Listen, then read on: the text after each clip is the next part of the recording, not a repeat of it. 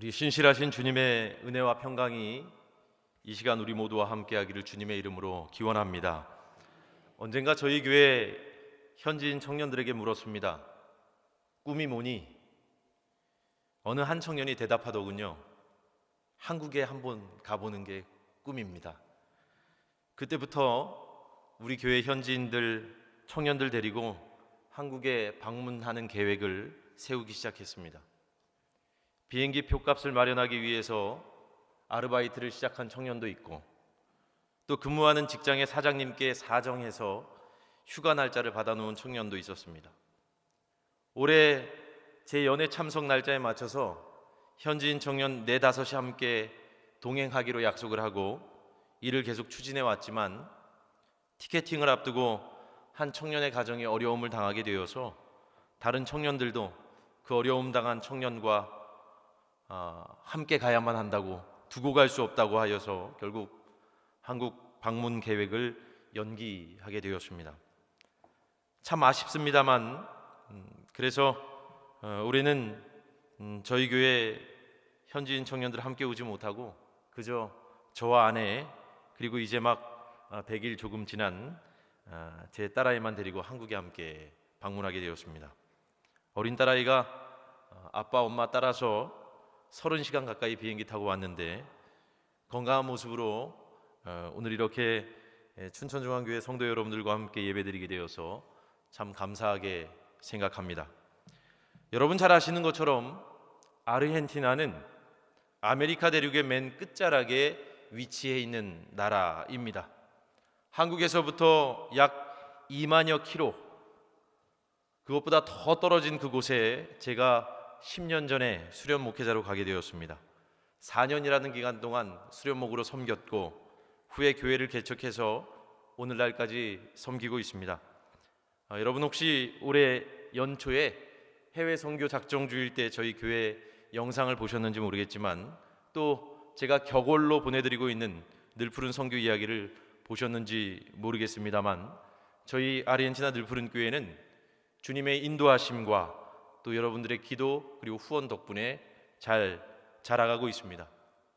매주 토요일 아침마다 현지인들을 대상으로 직장인 예배를 5년째 인도해 오고 있고, 토요일 오후에는 현지인들과 이민사회 한인 청년들을 대상으로 토요 문화교실을 진행하고 있습니다. 지난해부터는 한국어와 스페인어 동시 통역으로 한국인들과 현지인들이 함께 모여 주일 예배를 드리고, 주일 오후에는 한국 문화에 관심이 있는 청년들을 대상으로 늘푸른 한글 학교를 진행해 오고 있습니다. 이렇게 해서 아름아름 한 사람 한 사람 모이게 된 저희 교회 성도들이 이제 약 30여 명 가량 됩니다. 다 채워지지 않은 교회의 빈자리를 보면 여전히 아쉬움이 많죠. 하지만 한켠으로 감사한 마음이 더 크게 드는 것이 사실입니다. 저와 아내 2사람밖에 없었던 예배당에 현지인들과 또 한인사회의 젊은이들이 함께 모여서 새 가족을 이루기까지 그 되어진 모든 일들을 생각하면 참 놀랍기 그지없습니다. 하나님께서 그 되어가는 모든 일들 속에서 한 영혼 한 영혼을 얼마나 사랑하시고 또 아끼시는지 저는 절절히 목도할 수 있었고, 또 저 또한 목회자로서 한 영혼, 그 한 영혼이 얼마나 소중한지 깊이 느낄 수가 있었습니다. 우리 주님께서는 한 사람 한 사람, 한 영혼 한 영혼을 천하보다 귀하게 여기시고, 나는 그 한 영혼을 구원하기 위해 부름받은 존재라는 사실을 생각할 때마다 참 얼마나 감격스럽고 또 감사한지 모르겠습니다. 아마 아르헨티나에서 보낸 지난 10년간의 시간들을 통해서 제가 얻은 깨달음이 있다면 한 영혼이 천하보다 귀하다, 그 말은 진실이다라는 것입니다. 그럼에도 불구하고 저는 기도할 때마다 종종 저에게 이렇게 묻곤 합니다. 너 정말 한 영혼 한 영혼을 정말 소중하게 여기며 살아가고 있냐? 그 한 영혼을 구원의 길로 인도하기 위해서 너 정말 최선을 다해서 헌신하고 있냐? 스스로에게 물어볼 때가 있습니다. 이 질문을 물을 때마다, 이 질문 앞에 설 때마다 저는 참 무력하고 또 부끄럽습니다. 선교란 모름지기 한 영혼을 구원의 길로 인도하는 바로 그것인데, 때때로 그 본질을 잃어버리고 복음에 대한 아무런 헌신 없이 살 때가 있는 것 같기 때문입니다. 복음에 대한 헌신이란 자기 유익을 구치 아니하고 오직 예수 그리스도를 전하는 일에 몸과 마음을 다 바치는 것을 의미합니다. 그런데 지금 아르헨티나에서 선교를 하고 있는 저조차도 생각해 보면 예수 그리스도의 복음에 헌신하지 않고 살 때가 있는 것 같습니다. 타성에 젖어서 나에게 맡겨진 사명 잃어버린 채 살아갈 때가 있는 것 같아요. 여러분들은 어떠십니까? 복음에 헌신하고 계십니까?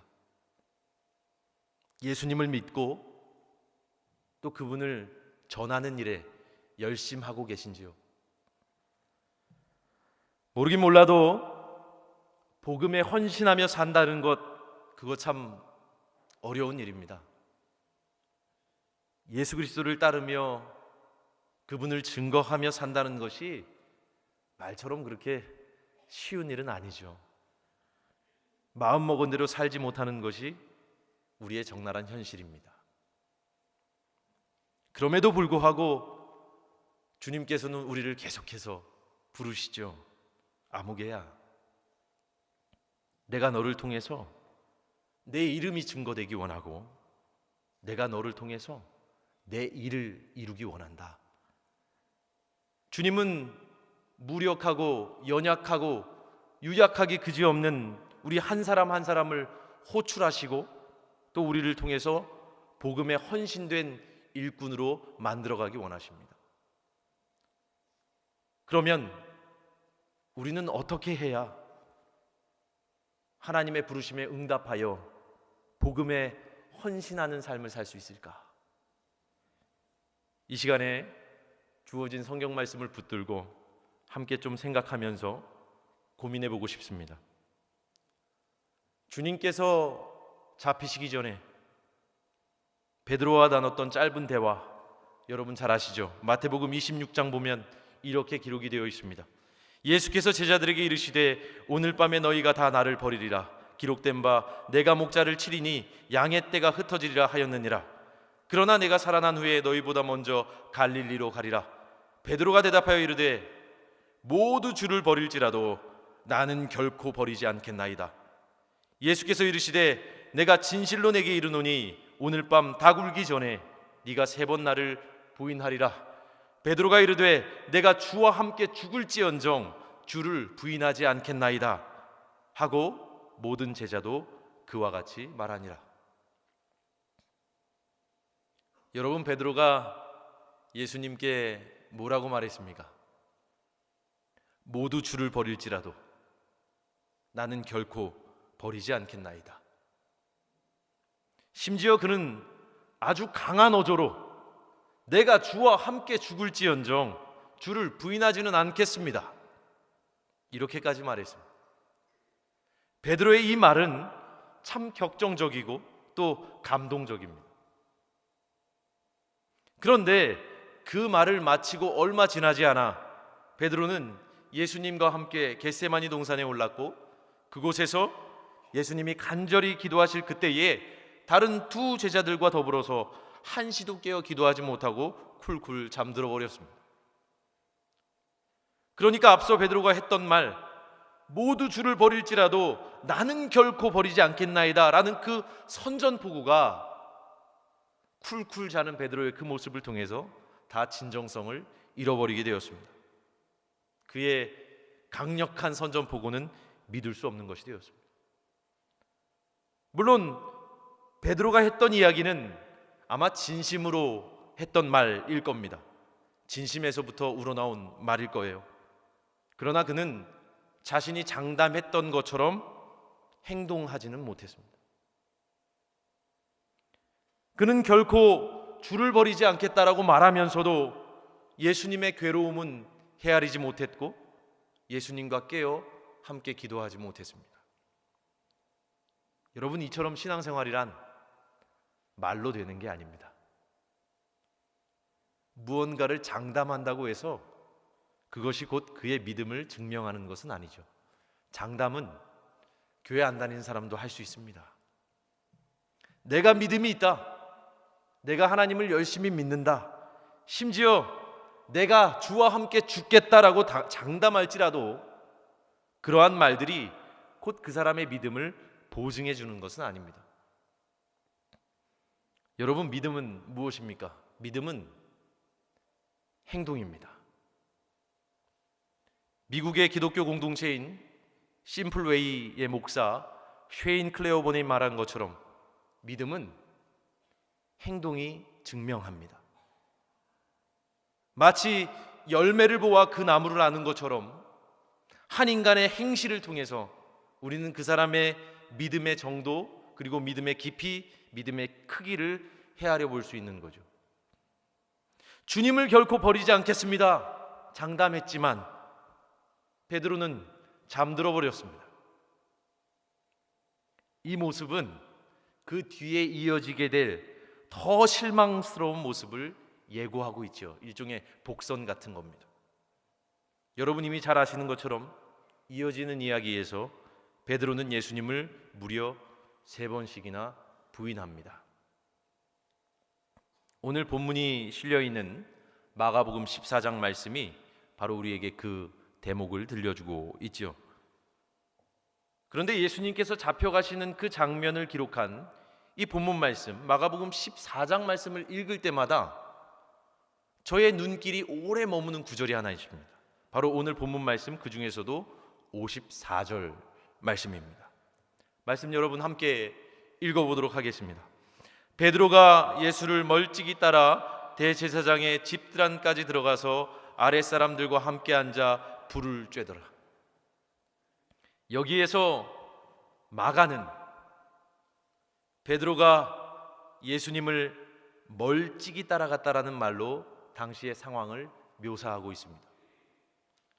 여러분, 사실 마가복음이라는 책의 가장 중요한 주제는 제자됨입니다.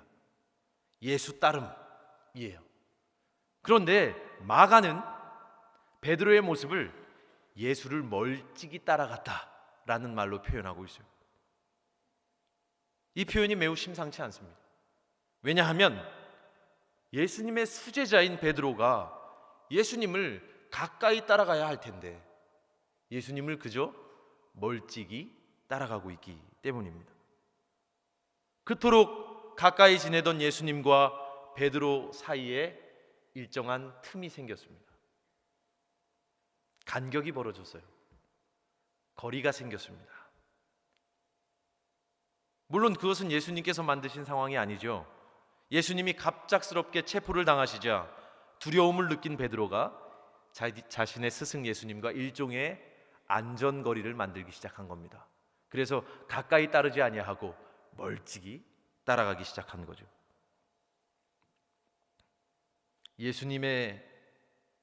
예수님과 거리가 너무 가까우면 자신이 너무 위험해질 것 같고, 그죠? 예수님과 거리가 너무 멀면 또 양심의 가책이 생길 것 같으니까 이러지도 저러지도 못하고 그저 멀찍이 예수님 따라가고 있는 베드로의 그 모습, 이를테면 한쪽 발은 이쪽에, 나머지 한쪽 발은 이쪽에, 이러지도 저러지도 못하고 있는 상황을 마가는 멀찍이라는 그 부사 하나를 통해서 묘사하고 있는 거죠. 예수님과의 안전거리를 두고 그저 멀찍이서 따라가는 베드로, 현실과 양심 사이에서 갈등하면서 멀찍이 예수를 따라가는 그의 모습은 일견 오늘을 살아가는 우리의 모습과도 같습니다. 여러분, 제가 설교 서두에 복음에 헌신하고 있는지 여러분들께 물어봤는데 그 질문을 다시 이렇게 좀 바꿔보고 싶어요. 예수님과 가까이 계십니까? 아니면 예수님과 멀찍이 있습니까? 어떤 이해관계를 따지지 않고 현실과 양심 사이에서 범민하지 않고 내 몸과 마음을 바쳐 있는 힘을 다해 예수님께 착근하여 살아가고 있는가? 그분께 비끄러매어져 살아가고 있는가? 아니면 그렇지 않은가? 교회는 다니는데 매일의 삶 속에서 예수님 가까이 붙어서 살아가지 못하는 우리의 모습, 복음에 헌신하지 못하는 우리의 신앙, 그것은 마치 스승 예수를 그저 멀리서 따라가는 베드로의 모습과도 같습니다. 결국 우리가 오늘 본문을 통해서 만나는 베드로의 모습은 사실 우리들의 모습인 거죠. 하나님과 세상 사이에서 엉거주춤하게 살아가는 우리들의 그 모습이 베드로를 통해서 반영되고 있는 것입니다.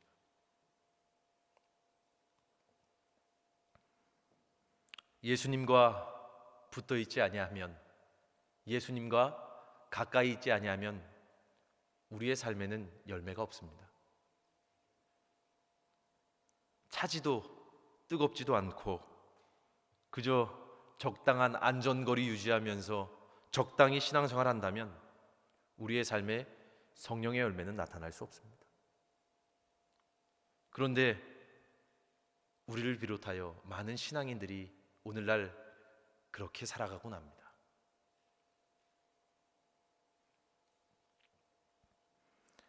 여러분, 오늘 본문 말씀을 보면 베드로가 대제사장의 집 앞 마당까지 용케 들어간 것으로 기록이 되어 있습니다.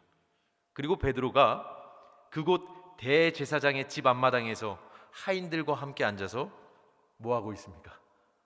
불 쬐고 있습니다. 그 시각에 예수님께서는 대제사장 앞에 끌려가 신문을 받고 계셨습니다. 마가복음 14장 64절부터 65절 말씀은 이때의 상황을 이렇게 전하고 있습니다. 너희는 어떻게 생각하느냐 하니 그들이 다 예수를 사형에 해당한 죄로 정죄하고 어떤 사람은 그에게 침을 뱉으며 그의 얼굴을 가리고 주먹으로 치며 이르되 선지자 노릇을 하라 하고 하인들은 손바닥으로 치더라. 예수님을 둘러싼 이들은 예수님을 향해 침을 뱉고 예수님의 얼굴을 가리고 주먹으로 치고 조롱하고 있었습니다. 베드로가 대제사장의 집 앞마당에서 하인들과 함께 쪼그려 앉아 불을 쬐던 그때에 예수는 이처럼 말할 수 없는 치욕을 당하고 계셨습니다. 치욕을 당하시는 예수님, 그리고 불 쬐고 있는 베드로의 모습, 참 묘한 대비입니다. 저는 이 불 쬐고 있는 베드로의 모습 또한 오늘날 우리들의 안이한 신앙생활을 보여주고 있는 적절한 비유라고 생각합니다. 그래도 앞마당까지는 온 거죠. 그러나 거기서 단 한 발자국도 더 예수님 가까이는 나아가지 못하는 겁니다. 앞마당까지 와서 불만 쬐고 돌아가는 것. 우리나라의 모 교회는 그 큰 예배당에 빈자리가 없을 정도로 많은 사람들이 주일 예배에 나온다는 그런 이야기를 들었습니다. 참 부럽죠. 그런데 아이러니한 것은 그 많은 이들이 주일 예배에 참석을 하는데 대부분이 등록되지 않은 교인들이랍니다.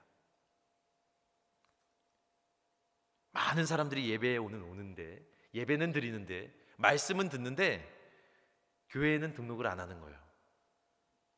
여러분, 이 사실이 무엇을 의미할까요? 등록하면 교회로부터 많은 헌신을 요구받을까 봐 예배만 참석하고 끝나기가 무섭게 마치 유령처럼 사라지는 거죠. 그들은 그저 주일 예배에 참석하고 좋은 설교 듣고 위로받고 은혜받고 적당한 금액을 봉투에 담아서 헌금하는 것, 그거를 자기 신앙생활의 전부라고 여깁니다. 그들은 더 많은 헌신을 부담스러워합니다. 예수 그리스도의 복음에 헌신하려는 마음은 별로 없죠. 은혜의 불이나 쪼이고 가면 되지. 은혜 받고 가면 되지. 예수님께 가까이 나아가서 헌신하며 예수님의 십자가를 함께 지려고 하지 않습니다. 헌신 없는 신앙생활이죠. 히틀러 치하에서 저항하다가 순교하셨던 디트리 보네포 목사님이 그 미온적인 신앙생활, 헌신 없는 신앙생활을 일컬어서 값싼 은혜만 추구한다 라고 일갈했습니다. 그리스도를 본받음이 없는 은혜, 십자가 없는 은혜는 싸구려다. 보네포 목사님이 이렇게 얘기했습니다. 예수님과 적당한 안전거리 유지하면서 가끔 은혜의 불이나 쬐고 가는 신앙생활, 예언자 이사야가 맹렬히 비판했던 마당만 밟고 가는 자들, 오늘 우리는 어떻습니까? 우리는 얼마나 예수님과 가깝고 또 얼마나 그분께 헌신하고 있습니까?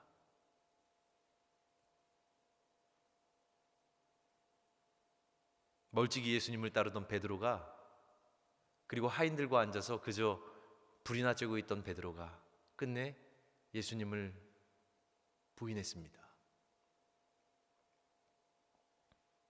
베드로가 저주하며 맹세하되 나는 너희가 말하는 이 사람을 알지 못하노라 하니 닭이 곧 두 번째 울더라. 이에 베드로가 예수께서 자기에게 하신 말씀 곧 닭이 두 번 울기 전에 네가 세 번 나를 부인하리라 하심이 기억되어 그 일을 생각하고 울었더라. 이 말씀 읽을 때마다 도무지 남일 같지가 않습니다. 나와 무관한 일처럼 느껴지지 않아요.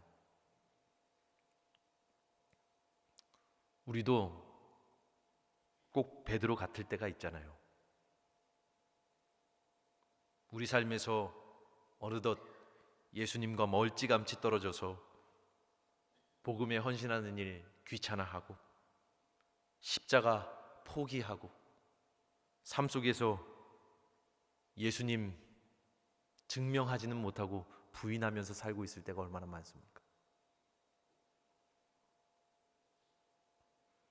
어떤 이해관계도 따지지 않고 몸과 마음을 다 바쳐 있는 힘을 다해 예수님을 따르고 싶은데, 그런데 정작 우리의 삶을 가만히 들여다보면 정반대의 길을 걸어갈 때가 얼마나 많습니까? 예수님은 지금 치욕을 당하고 계신데 우리는 불이나 쬐고 앉아있을 때가 얼마나 많은지 생각해보면 참 부끄러워요. 참 부끄럽습니다. 말씀을 묵상할 때마다 저의 가슴을 뜨겁게 만드는 말씀이 있어요. 히브리서 13장 12절부터 13절 말씀인데요, 이 말씀이 이렇게 전합니다. 그러므로 예수도 자기 피로써 백성을 거룩하게 하려고 성문 밖에서 고난을 받으셨느니라. 그런즉 우리도 그의 치욕을 짊어지고 영문 밖으로 그에게 나아가자.